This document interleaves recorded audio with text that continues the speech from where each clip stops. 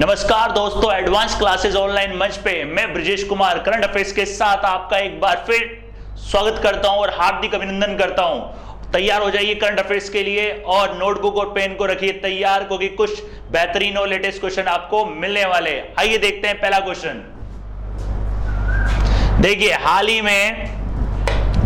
ही में किस बैंक को इंडियाज बेस्ट एसएमई चुना गया है। जैसे कि आपको लग ही रहा होगा, ये बैंक है कौन सी? HDFC। इस बैंक का नाम है क्या? HDFC, housing development finance corporation, याद रखिएगा। और इसकी जो स्थापना हुई थी दोस्तों 1994 में। इसका मुख्यालय है मुंबई में। और इसको जो ये पुरस्कार दिया गया है, ये पुरस्कार दिया गया है MSME, micro small medium enterprises, micro small medium enterprises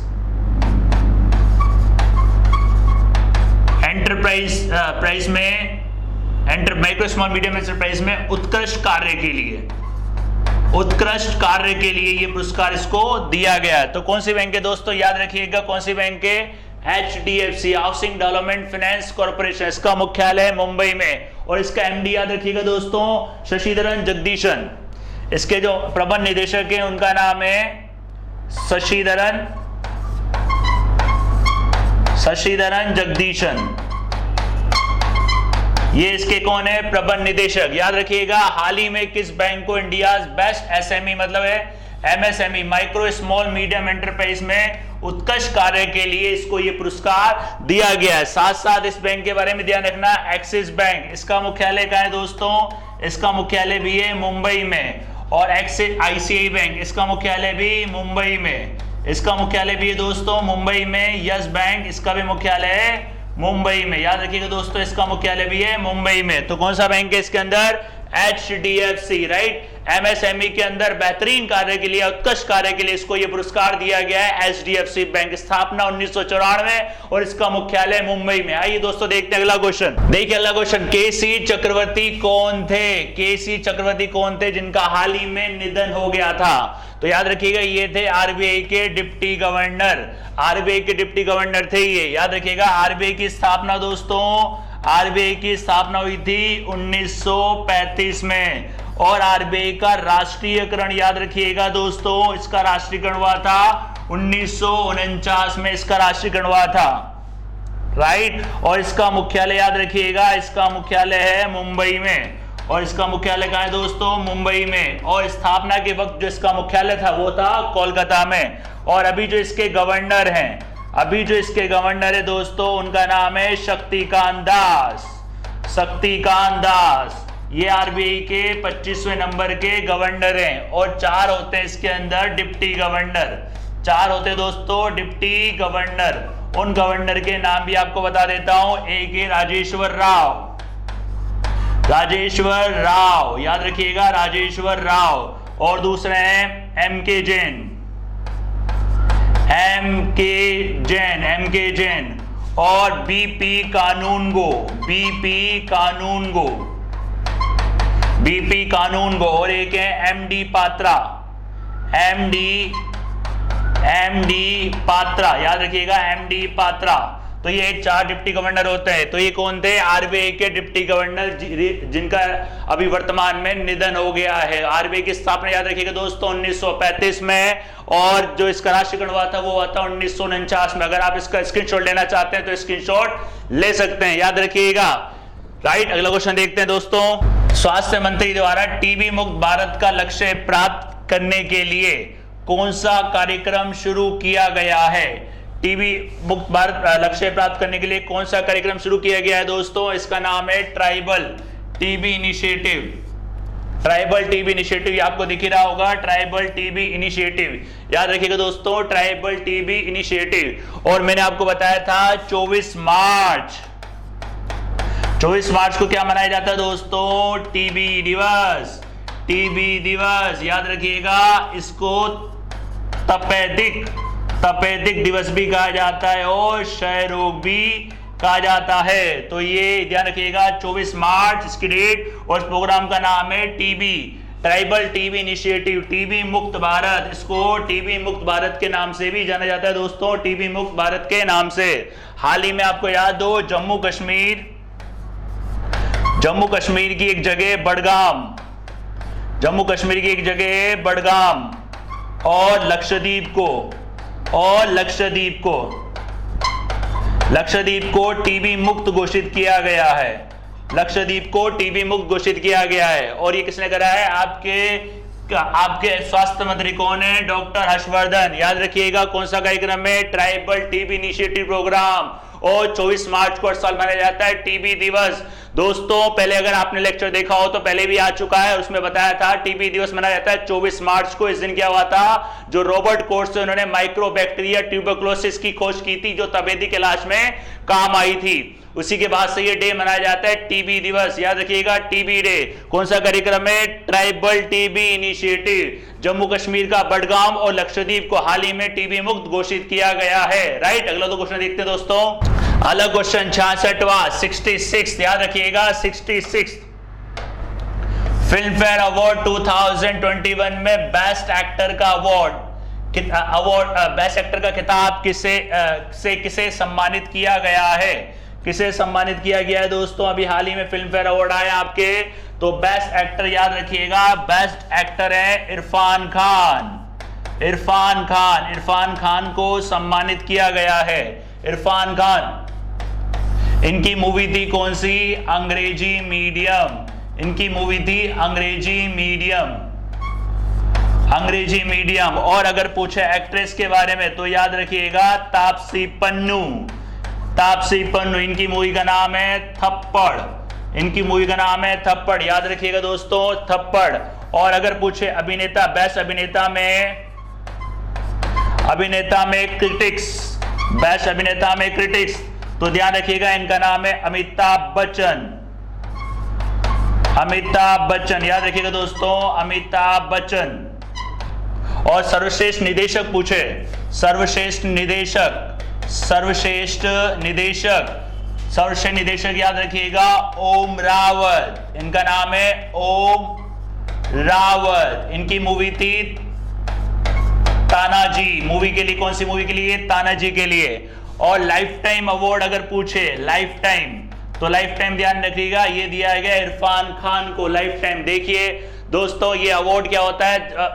film industry द्वारा दिया जाता है, और ये 66 नंबर का ये अवार्ड है। इसमें आपको पूरा याद नहीं रखना है, केवल आपको बेस्ट एक्टर ध्यान रखना है, बेस्ट एक्ट्रेस ध्यान रखनी है, बेस्ट डायरेक्टर ध्यान रखना है, लाइफ टाइम अचीवमेंट अवार्ड। वैसे तो बहुत होते हैं, पर मैक्सिमम जो क्वेश्चन बनाता है वो बेस्ट एक्टर या एक्ट्रेस या डायरेक्टर के ऊपर ज्यादा बनाता है। याद रखिएगा दोस्तों, अगर लास्ट ईयर के क्वेश्चन भी आप लोग इससे देख सकते हैं, आपको आइडिया लग जाएगा कौन से क्वेश्चन वो ज्यादा पूछता है। अगर आप इसका स्क्रीनशॉट लेना चाहते हैं तो ले सकते हैं। तो याद रखिएगा बेस्ट एक्टर किसको मिला है? इरफान खान। मूवी कौन सी है? अंग्रेजी मीडियम। और बेस्ट एक्ट्रेस के अगर पूछे तो याद रखिएगा तापसी मन्नू को दिया गया किसके लिए? थप्पड़ के लिए। और उसके अलावा अगर बेस्ट अभिनेता क्रिटिक्स, मतलब असली कहानी जो बनाई गई है गुलाबो सिताबों के लिए अमिताभ बच्चन को। और बेस्ट डायरेक्टर पूछे ओम रावत, मूवी है तानाजी के लिए। राइट दोस्तों, ये दे फिल्म फेयर अवार्ड 2021। याद रखिएगा फिल्म फेयर अवार्ड 2021। राइट, और आपको याद हो इससे संबंधित मैंने आपको नेशनल फिल्म अवार्ड भी पढ़ाए थे दोस्तों, वो भी आप लोग देख सकते हैं। उसके अंदर बेस्ट एक्टर और एक्ट्रेस कौन है, इसी के साथ साथ वो भी आपका रिवीजन हो जाएगा। देखिए करंट अफेयर्स के फायदे, अगर आप कंटिन्यू जुड़े रहते हैं तो नए क्वेश्चन तो मिलेंगे, पुरानों का रिवीजन भी आपका हो जाएगा। याद रखिएगा दोस्तों, करंट अफेयर्स एक ऐसा टॉपिक है जो हर एग्जाम के अंदर आता ही आता है किसी ना किसी रूप में, या तो हिस्ट्री बन के, या तो साइंस बन के, या ज्योग्राफी बन गया, कोई ना कोई बन के आता है ये। अगला क्वेश्चन देखते हैं दोस्तों, बनाना फेस्टिवल का आयोजन कहां हुआ है? बनाना फेस्टिवल का आयोजन हुआ है दोस्तों उत्तर प्रदेश के अंदर ये आयोजन किया गया है। और 2018 में पारंपरिक उद्यम को बढ़ावा देने के लिए शुरू किया गया था। बढ़ावा देने के लिए शुरू किया गया था याद रखिएगा दोस्तों, शुरू किया गया था पारंपरिक उद्योगों को बढ़ावा देने के लिए, याद रखिएगा। और ये वन डिस्ट्रिक्ट वन प्रोडक्ट, और ये योजना का नाम है, ये जो योजना है उसका नाम है one district one product, one district one product, one product. उस योजना के तहत ये मनाया जाता है। कौन सा दोस्तों, याद रखना, बनाना फेस्टिवल उत्तर प्रदेश। कौन सी योजना है? वन डिस्ट्रिक्ट वन प्रोडक्ट, पारंपरिक उद्योगों को बढ़ावा देने के लिए, पारंपरिक उद्योगों को बढ़ावा देने के लिए मनाया जाता है। याद रखिएगा दोस्तों इसके बारे में। अगर आप इसका स्क्रीनशॉट लेना चाहते हैं तो आप इसका स्क्रीनशॉट ले सकते हैं। याद रखिएगा, स्क्रीनशॉट लेना चाहें तो ले सकते हैं। राइट दोस्तों, याद रखिएगा, UP banana festival, UP one district one product के तहत ये मनाया जाता है पारंपरिक उद्योगों को बढ़ावा देने के लिए। अगला क्वेश्चन देखते हैं दोस्तों। हाल ही में किस देश ने गर्भपात के लिए बेरवेमेंट लीव लॉ पारित किया है? इसको बोलते हैं वेवतनिक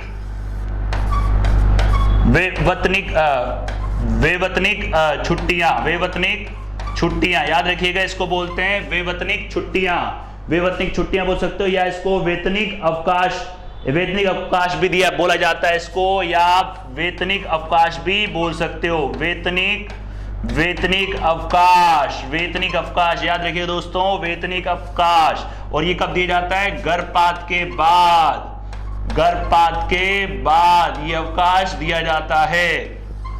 और हाल ही में इसको पारित करने वाला जो देश है वो देश है आपका न्यूजीलैंड। याद रखिएगा, देश है न्यूजीलैंड, ये है दूसरा देश। और अगर पहला देश पूछे दोस्तों, अगर पहला पूछे तो पहला याद रखिएगा वो है भारत। पहला देश है इसके अंदर दोस्तों भारत। याद रखिएगा, वैतनिक अवकाश या वैवतनिक अवकाश, गर्भपात के बाद जो छुट्टियां दी जाती हैं वो इसके अंदर शामिल किया जाता है। राइट, ठीक है दोस्तों। याद रखिएगा कौन सा देश है? न्यूजीलैंड की राजधानी आपको बताई थी वेलिंगटन, और मुद्राएं क्या है यहाँ की? डॉलर। और न्यूजीलैंड के बारे में एक बात और बता दूं, आईसीसी महिला वर्ल्ड कप 2022 का होंगे न्यूजीलैंड के अंदर। दोस्तों रिवीजन भी हो जाएगा आपका साथ साथ, अगर कंटिन्यू लेक्चर के साथ बने रहते हैं। और इसके एक सॉन्ग भी था, उस सॉन्ग का नाम था गर्ल गैंग। तो कहाँ होगा वो? न्यूजीलैंड के अंदर, ब्रिटेन। याद रखिएगा, ब्रिटेन दोस्तों, ब्रिटेन की राजधानी लंदन, ब्रिटेन की याद रखिएगा लंदन। ब्रिटेन बोल लो या इंग्लैंड बोल लो, लंदन। मुद्रा के चलती है यहाँ पे पाउंड। ऑस्ट्रेलिया काफी बार आ चुका है, कैनबरा, और इसकी मुद्रा है डॉलर। नीदरलैंड के बारे में बताता हूं दोस्तों, नीदरलैंड की राजधानी है एम्स्टर्डम, और इसकी जो मुद्रा है वो है यूरो। याद रखिएगा दोस्तों, मुद्रा इसकी यूरो, नीदरलैंड। देखिए दोस्तों, कुछ कंट्रीज आपको पुरानी मिलेगी, और आने वाले लेक्चर्स में कुछ एक कंट्रीज में नई डालने वाला हूं। ऑप्शन में आपको नई कंट्रीज भी मिलेगी। आप ऐसा ना सोचें कि कंट्री बार बार पुरानी आ रही है। देखिए धीरे धीरे लेक्चर्स के अंदर क्या होगा, नई कंट्रीज भी आपको मिलेगी दोस्तों। याद रखिएगा, करेंसी, कैपिटल, डेज वगैरह आपके परफेक्ट कराने की जिम्मेदारी मेरी है। बस मेरी एक शर्त है, लेक्चर के साथ हमेशा आप बने रहिए, कंटिन्यूटी रखिए इसके अंदर। ठीक है दोस्तों, अगला क्वेश्चन देखते हैं। अगला क्वेश्चन देखिए, अंतरराष्ट्रीय रेंजर पुरस्कार से किसे सम्मानित किया गया है? अंतरराष्ट्रीय रेंजर पुरस्कार ये दिया गया है महेंद्र गिरी को। याद रखिएगा, महेंद्र गिरी को। इसको जो ये पुरस्कार दिया जाता है इंटरनेशनल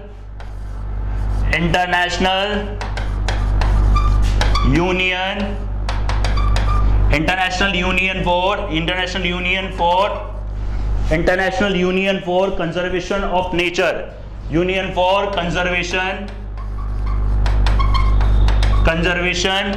नेचर, ऑफ नेचर के द्वारा यह अवार्ड दिया जाता है। इसका मुख्यालय याद रखिएगा दोस्तों, इसका मुख्यालय है स्विट्जरलैंड में। इसका मुख्यालय है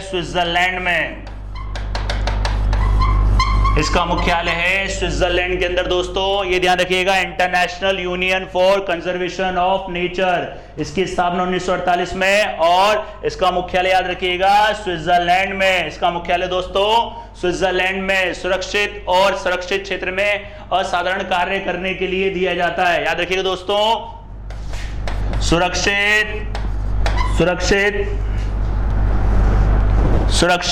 और संरक्षित क्षेत्र क्षेत्र में असाधारण कार्य करने के लिए, असाधारण कार्य करने के लिए ये पुरस्कार दिया जाता है। ये दिया गया था किसको? महेंद्र गिरी को, जो आपके राजाजी के अंदर अधिकारी हैं। राजाजी नेशनल पार्क, जो आपके राजाजी नेशनल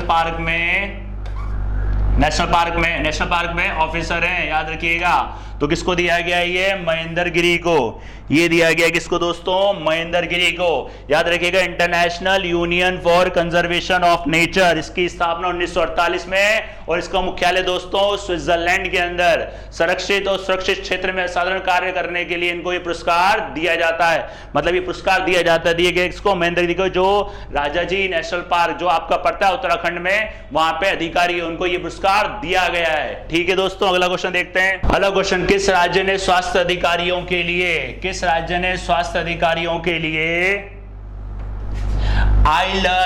आइलैंड सेवा लॉन्च की है? आइलैंड सेवा लॉन्च की है, याद रखिएगा, आइलैंड सेवा लॉन्च की है। कौन सा राज्य है दोस्तों? इस राज्य का नाम है नागालैंड। इस राज्य का नाम है नागालैंड, याद रखिएगा, नागालैंड की राजधानी कोहिमा। इस राज्य का नाम है नागालैंड। आइलैंड क्या है? ये एक सामुदायिक कार्य के, सामुदायिक जो चिकित्सा होती है, सामुदायिक चिकित्सा के अंदर ये दिया जाता है सामुदायिक स्वास्थ्य अधिकारियों को, याद रखिएगा, सामुदायिक स्वास्थ्य अधिकारियों को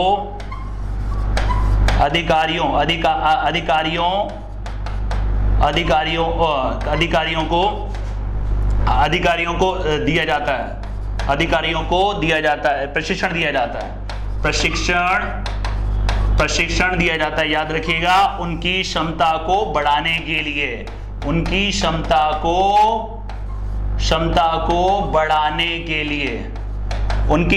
को बढ़ाने के लिए ये दिया जाता है। अगर आप इसका स्क्रीनशॉट लेना चाहते हैं दोस्तों, इनकी स्क्रीनशॉट इसका ले सकते हैं। ठीक है, उनकी क्षमता के निर्माण के लिए इसका किसने शो करा है? नागालैंड ने, याद रखिएगा, नागालैंड ने। फोटो आपको दिख रही होगी, Nagaland health family and welfare minister, याद है, आइलैंड, याद रखिएगा, आइलैंड। बस आपको इसके बारे में ज्यादा ध्यान नहीं रखना है। जो स्वास्थ्य अधिकारी होते हैं या चीफ हेल्थ ऑफिसर होते हैं सामुदायिक चिकित्सा, लेकिन उनकी क्षमता के निर्माण के लिए आइलैंड सेवा शुरू की गई है। बाकी इसके अंदर आपको ज्यादा जानकारी रखने की आवश्यकता नहीं, बस याद रखना किससे शुरू करी है? नागालैंड ने। किसने? नागालैंड ने। अगला क्वेश्चन देखते हैं दोस्तों, एवर गिवन का संबंध किससे? एवर गिवन आपको दिख ही रहा होगा, एक जहाज है। क्या है आपका? एक जहाज। ये क्या है दोस्तों? एक जहाज जो 1400 फीट लंबा है। 1400 फीट लंबा एक जहाज है। ये एक जहाज है जो आपको याद हो, हाल ही में स्वेज नहर पर फंस गया था, याद रखिएगा। ये जहाज जो है, ये जहाज एक जापानी जहाज है। ये एक जापानी कंपनी द्वारा बनाया गया जहाज है, मतलब आप इसको जापानी जहाज बोल सकते हो। स्वेज नहर पर ये मतलब एक फंस गया था ये जहाज, वहां पे फिर काफी मशक्कत के बाद इस जहाज को निकाला गया है। लगभग 1.5 से 2 हफ्ते इसको निकालने में लगे, और ये जहाज फंसने की वजह से लगभग 3 से 4 मिलियन का डेली का नुकसान हो रहा था, राइट। तो याद रखिएगा, ये क्या एक प्रकार का जहाज। स्वेज नहर के बारे में बता देता हूँ। इसका निर्माण हुआ था 1869 में, इसका निर्माण हुआ था 1859 में निर्माण, और ये जो तैयार हुआ था दोस्तों, ये तैयार हुआ था 1869 में, और 1956 में मिस्र द्वारा इसका राष्ट्रीयकरण कर दिया गया था। राष्ट्रीयकरण कर दिया गया था दोस्तों, मिस्र द्वारा कर दिया गया था। याद रखिएगा दोस्तों, अगर आप इसका स्क्रीनशॉट लेना चाहते हैं तो इसका स्क्रीनशॉट ले सकते हैं दोस्तों, आराम से ले सकते हैं, कोई दिक्कत नहीं है। याद रखिएगा दोस्तों इसके बारे में, राइट। तो ध्यान रखिएगा, ये इसका निर्माण कब हुआ था? 1859 में, और तैयार हुआ था 1869 में। 1956 में मिस्र द्वारा इसका राष्ट्रीयकरण कर दिया था, और ये स्वेज नहर बनने के बाद एशिया और यूरोप की दूरी में लगभग 6000 किलोमीटर का अंतर आ गया था। बनने के बाद 6000 किलोमीटर का अंतर किसमें, एशिया और यूरोप के बीच में, और यूरोप के बीच में, याद रखिएगा यूरोप के बीच में 6000 किलोमीटर का इसके अंदर अंतर आ गया था, राइट। एशिया और यूरोप के बीच के अंदर इसमें अंतर आ गया था, याद रखिएगा सुएज नहर के बारे में। दोस्तों ये कृत्रिम नहर है, इसको एक कृत्रिम समुद्री नहर भी कहा जाता है, इसको एक कृत्रिम नहर भी आप कह सकते हो, कृत्रिम समुद्री नहर, कृत्रिम समुद्री नहर भी इसको कहा जाता है, राइट। दोस्तों याद रखिएगा क्या है, ये एक जहाज अभी कहां फंस गया था, ये सुएज नहर में, जिसका निर्माण शुरू हुआ था 1859 में, और जो तैयार हुआ था वो तैयार हुआ था 1869 में, और 1956 में मिस्र द्वारा इसका राष्ट्रीयकरण कर दिया गया था। अभी काफी न्यूज में भी था ये, एवर गिवन, राइट। अगला देखते हैं दोस्तों, हाल ही में किस राज्य ने इथेनॉल संवर्धन नीति 2021 बनाई, हाल ही में किस राज्य ने, जैसे कि आप देख रहे हैं राज्य का नाम है बिहार, याद रखिएगा बिहार, ये देश का पहला राज्य है, देश का पहला राज्य है जिसने इस नीति को मान्यता दी है, मतलब इसके प्रत्यक्ष उत्पादन के लिए, प्रत्यक्ष उत्पादन के लिए मान्यता दी है। तो कौन सा राज्य है दोस्तों, याद रखिएगा कौन सा इसके अंदर राज्य है, बिहार, जिसने प्रत्यक्ष उत्पादन के लिए इसमें मान्यता दी है, राइट। दोस्तों याद रखिएगा इसमें मान्यता दी है केंद्र सरकार द्वारा जैव ईंधन नीति।